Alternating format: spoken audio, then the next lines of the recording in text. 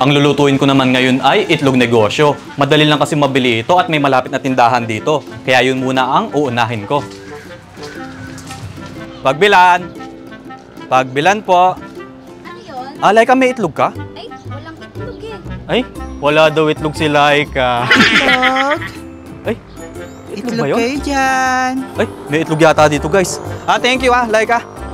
Itlog. Ay, sakto si Brianna Itlog to. kayo dyan. Itlog ka, Pogi. Ay, sakto bumibili pa naman ng itlog. Magkano yan? 60 na lang. 60? Mm-mm. Ilang piraso?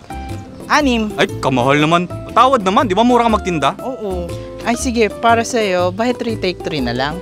Oh, sige, magkano naman buy 3 take 3 na yan? 40 pesos na lang. 40 pesos. Sige, ilapag mo muna. Mainit. Ay, naku po. Pakisupot na lang pala. Sige. Ay, nandiyan na lang may supot mo. Siyempre. Bakit? Teka lang. Oy, Bakit parang umaalog yung itlog na yan? buo kasi yung pula niya. Buo ang pula, umaalog? Mm-mm. Sige. Parang kahina-hinala yan ah. Walang kahina-hinala sa tinda ko kaya. Taga saan ka nga pala? Brianna? Barangay Tinda. Kaya ako ay taga-tinda. Yan, umaalog talaga eh. Kaya siguro mura, umaalog yan. Oo, syempre. Kasi nga buo yung pula niya. Sige, akin na. Ito na.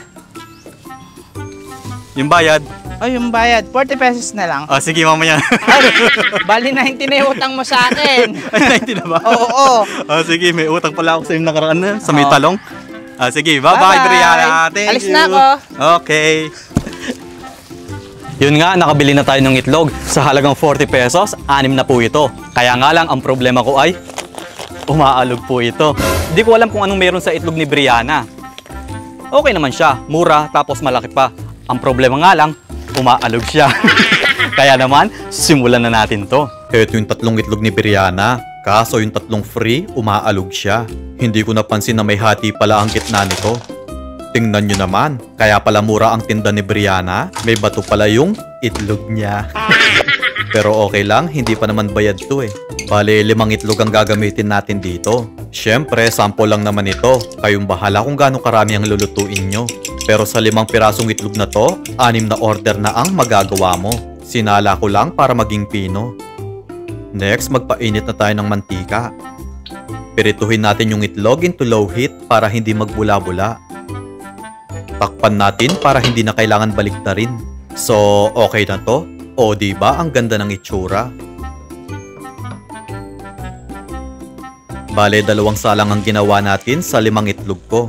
Kung gusto nyong medyo makapal, damihan nyo lang ang ibuhos nyo dito.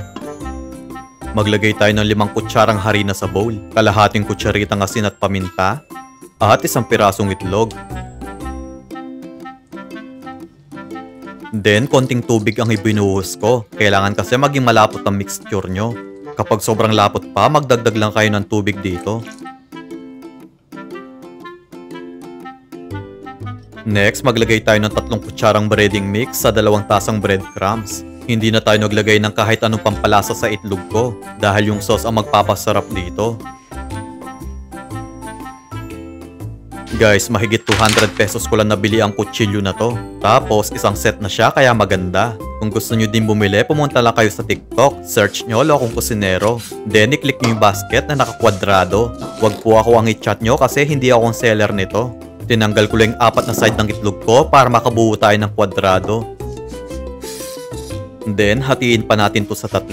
Guys, depende sa inyo kung gaano kalaki ang pagkakahiwa nyo. Magkakaiba kasi tayo ng sukat ng lutuan. Kaya pagdating sa size, di tayo magkakapareho. Heto na may gilid ng itlog ko. Ihahalo natin ito sa ating sinangag mamaya. Grabe, napakatalim talaga nitong aking kutsilyo. Di ko sukat akalain na 1 taon ko na palang ginagamit ito. Next, isawsaw natin sa butter yung ating itlog. Tapos, balutan naman natin to ng breadcrumbs. Make sure na mabalutan nyo to ng todo. Sa una kasi, malambot pa itong itlog ko. Pero titigas din ito after mapirito. Nakakatulong kasi yung breadcrumbs para tumigas ito. Malutong ang labas niya, pero yung loob malambot siya. So, balutan natin yung mga natirang itlog. Magpainit na tayo ng mantika. Then, pirituhin natin yung mga itlog into medium heat hanggang sa mag-golden brown nito. Kailangan mahina lang ang apoy nyo para maging pantay-pantay ang pagkakapirito. Baliktarin natin para yung kabilang side maluto din. Kaya sa mga nagtatanong dyan kung ano ang itsura ng itlog ko, pahaba po ito. Guys, pahaba ang ginawa ko kasi sa hotdog plate natin ilalagay ito.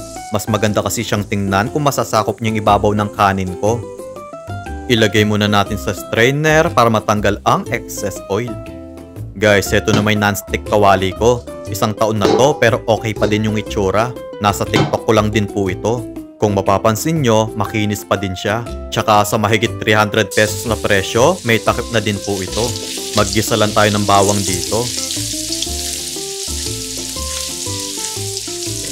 Then, ilagay na natin yung 3 tasang kanin. 6 na order lang kasi ang gagawin ko. Kaya ganito lang karami ang lulutuin ko.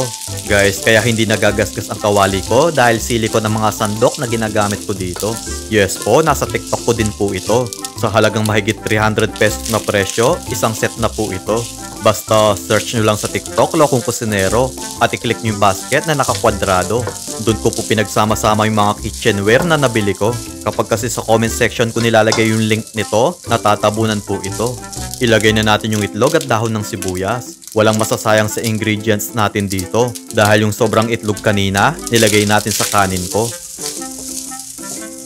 O diba, itsura pa lang masarap na. Kaya kahit diet ka, paniguradong mapapakain ka. Pwede itong pang negosyo at kung nagtitipid kayo, pwede din ito. I-set aside muna natin dahil gagawin na natin yung sauce. Magtunaw tayo ng 1 kutsarang margarine. Sunod naman 1 kutsarang harina.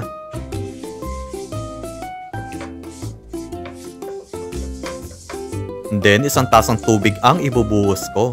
Guys, step by step ang ginagawa ko para kahit first time yung lutuin ito, kayang-kaya mo. Maglagay din tayo ng 1 pirasong chicken cubes pampalasa. So, tunawin lang natin to. At 50 ml evap para maging creamy siya. Papalaputin lang natin itong sauce ko. So, okay na to. Ilagay muna natin sa bowl para hindi ma-overcook. Maglagay na tayo ng kanin sa hotdog plate. Then, ipatong natin yung itlog. Ibuhos na din natin yung ating sauce. Grabe, itsura pa lang nakakatakam na. At pinakahuli, dahon ng sibuyas, pampaganda. So yun guys, tapos na tayong magluto. Tingnan nyo naman oh, ang ganda ng itsura. Kaya naman, tikman na natin to. Grabe oh.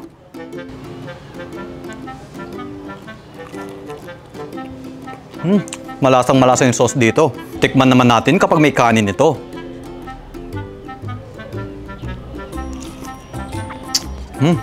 Sarap, grabe. Malasang malasa. Tapos yung kanin bagay kasi sinangag siya. Kaya try nyo na din ang recipe na to. Perfect siyang pang negosyo. Maraming salamat po sa inyong panonood. Ingat po kayo palagi and God bless. Bye-bye. Bye-bye.